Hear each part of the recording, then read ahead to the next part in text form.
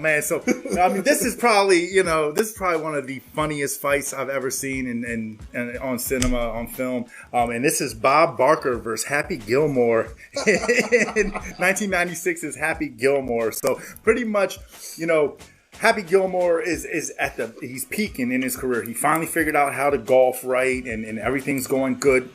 And they're having a celebrity pro, tournament, where a golf pro and a celebrity, they team up together and they put in work. So Happy is paired with Bob Barker.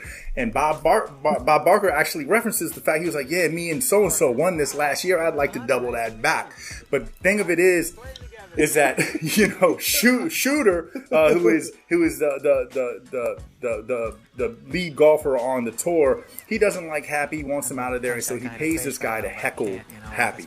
And this is the first time that this guy, he's really heckling Happy, gets him all the way out of his game, and you just watch Barker and Gilmore just plummet from like 5th to 20th to 40th to dead last. And by that point, Bob Barker, he's blowing his top. He's like, man, where'd they find this guy? You suck. You know what I'm saying? You're terrible. And so Happy, Bob Barker. So Happy, it was well known by this point in the film that he has a temper, so he's like, man, you better stop running your mouth, Bob Barker. I'm gonna have to hit you in the mouth. And Bob Barker says one more thing to him, and Happy snuffs him. And Bob Barker falls down, and he gets up like a man possessed, and he starts giving that work to Happy. Jab. Wow. Gave him the work, dog. And he jabs Happy up so much that Happy ends up falling into the little like pond. I guess what in the golf world it would be like the little river you hit your ball in. That's not good when you hit your ball in the water. Okay, Happy ends up falling in one of those water hazard. Yeah, water. There you go. He ends up jumping out of the water.